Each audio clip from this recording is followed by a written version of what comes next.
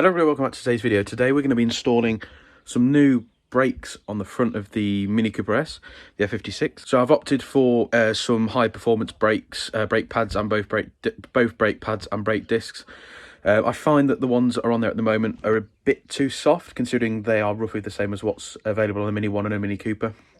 So it's about time we upgrade them. I'll show you what I've got, and I'll show you what we need to install them as well. So I purchased a set of the front EBC yellow stuff brake pads from Lowen in Eccleshall. You guys will probably know them.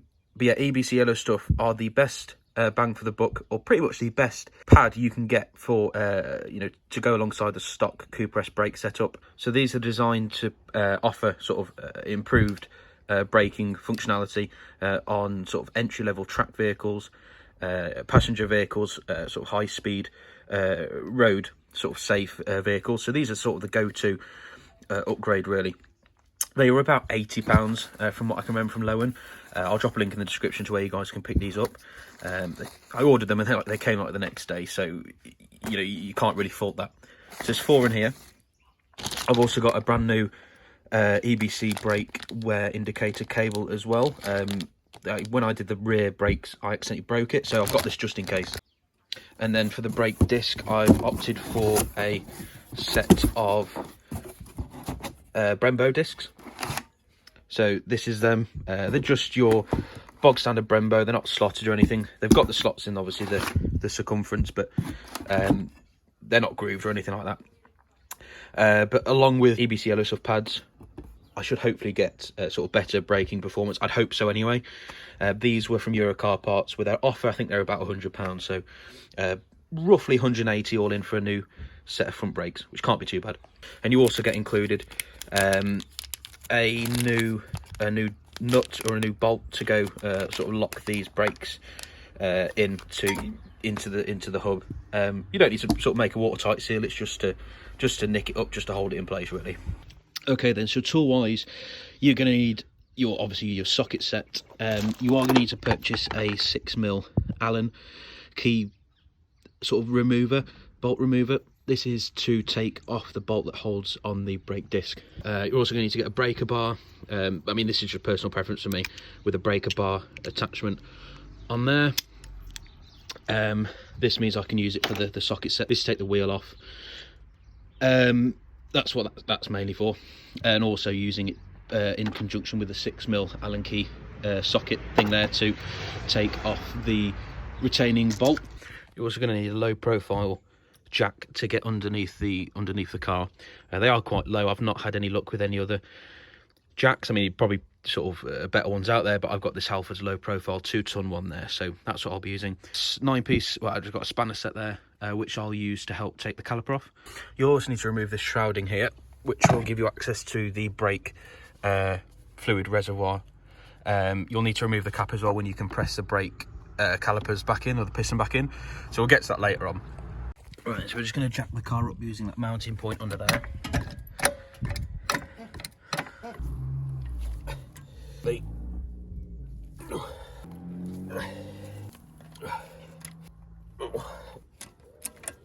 Like so. And then if I place the wheel under the car, I'd much rather fork out for a new alloy than having a damaged car. So they need refurbishing at some point anyway. So first of all, we're going to quickly take out this bolt here. To do that, we're going to get a screwdriver in here to hold the disc in place. We're going to take our 6mm Allen key. So these have been notorious for being a nightmare to get off, so I'd recommend taking this out before you go any further.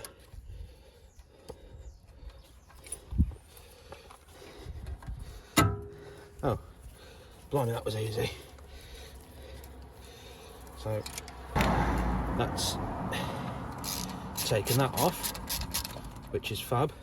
You get new ones included of these in the kit as well, which is good. Next, we're going to remove the caliper itself. I think it's a 7mm on here, I'm not too sure. Okay, so there's a 6mm, is it 6? No, it's 17mm nut here, 17 here, and 13mm on the back. You want to go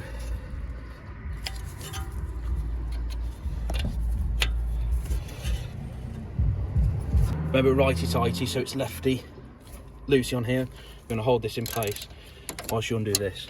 You want to hold this spanner in place while you undo caliper bolt. You don't want to go from righty-tighty to righty-loosey, so make sure you get it the right way around. So this bolt's coming out now,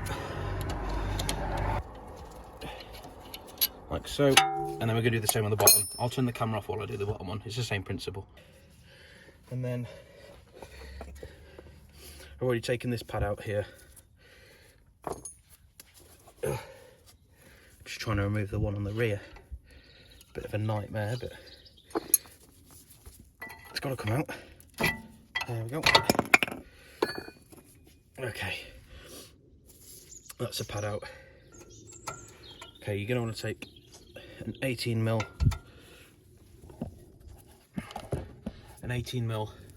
holding this caliper part on. So these proved a little bit more difficult than I'd have anticipated, but you know.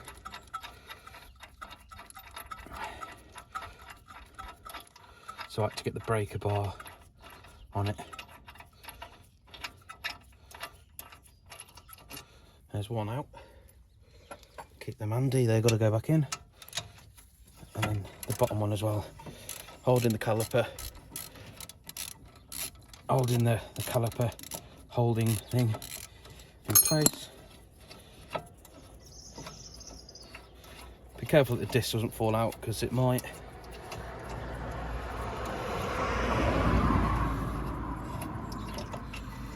Okay, so before we go any further, we're going to quickly rebuild this. The caliper, pinion sort of things. Simply pull these out, like so. Get a bit of brake and clutch cleaner spray, or whatever you've got.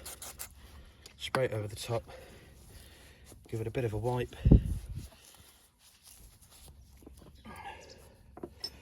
Get some copper grease, copper slip, whatever you want to call it. Put a bit back on the pinion rod here. Work it all over. Might be a bit too much, I don't know. And the end, like so. And then just reseat it back inside like so until it clicks. There we go. That's one done. And we're going to do the other one. Like so. Again, a bit of brake cleaner. Give it a bit of a wipe. And dry it. And again, some copper grease on here and on the end. I'm sorry about the angles of this, but make do with what you got. And that goes back in like so. There we go. So these are now rebuilt, so to speak. You might want to get a bit of a wire brush to brush these off here. We're going to put some copper grease in them later on. Okay, we're going to remove the disc.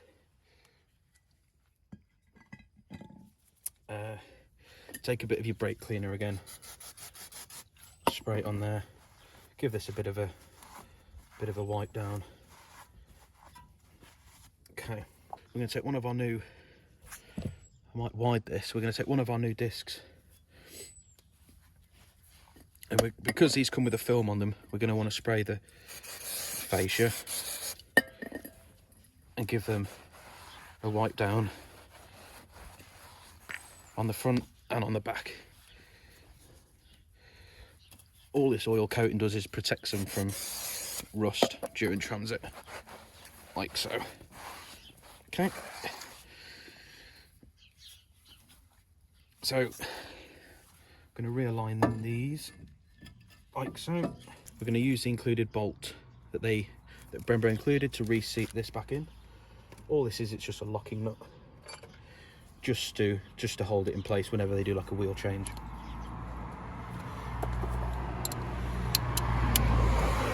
So you're just going to nip this back in like so. It doesn't have to be incredibly tight. We're not after anything special. Okay, so I've given this a bit of a wire brush here.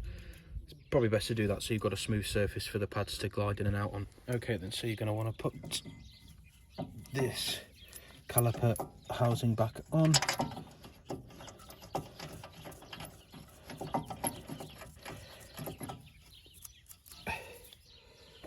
With those 2 bolts that you removed. Oh.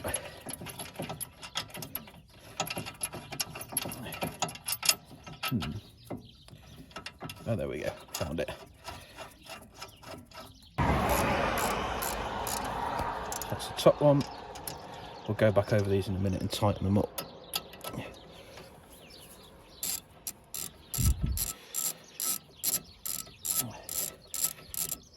Right then, so we've got this back in, and now it's time to reapply the caliper. These have got a brake, or sort of like a bed-in feature on them, which means it's like a coating on the top, which means it'll help it bed in a lot sooner, or a lot quicker basically. So you've got 2 pads. You've got one with a lip like this that holds the brake wear sensor that's on the passenger side, and you've got one without. The one with the lip goes on the inside, one without the lip goes on the outside. I'm going to take our outside pad. I'm going to put a bit of copper slip or copper grease on each end, like so. And then you've got to push these little pegs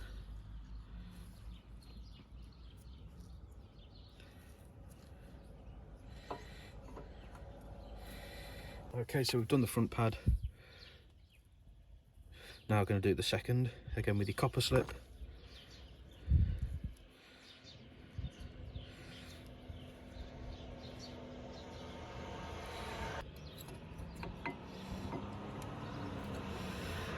Right then, now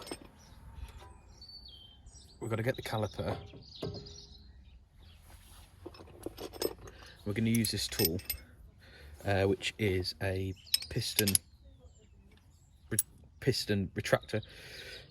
Put it in like so. Wind this back in.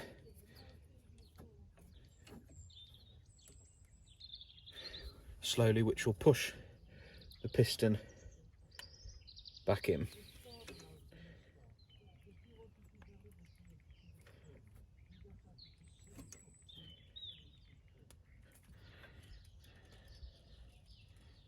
Okay then, so now we've retracted the piston. It's going to take a bit of copper grease. And we're going to rub it underneath. Rub it underneath here like so. And on the other side. And then just around that piston ring as well. This should stop any squeaking. So we're going to get the caliper. We're going to get the caliper, reseat it over the brakes, like so. Oh, there we go. We're going to retake our bolts.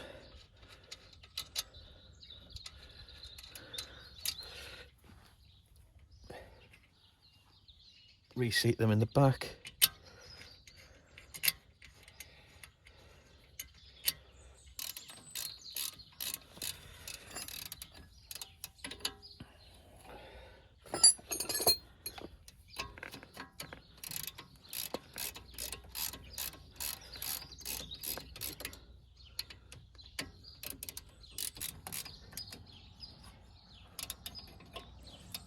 There we go. So we've fully changed the brake disc and the brake pads on the F56 MINI Cooper S. We've gone with the Brembo brake discs and the EBC yellow stuff brake pads. As you can see, we've still got the coating on there. That will wear off over time. yeah, we've cleaned the caliper, we've rebuilt the piston in there, well, just cleaned it and put some new copper slip on there. Yeah, so now it's time to put the wheel back on. Right then, there we go. We're all back to normal now. Yeah, you can sort of see the yellow stuff pad behind there, which is really good. I do need to give these a bit of a clean, but the weather's not too good.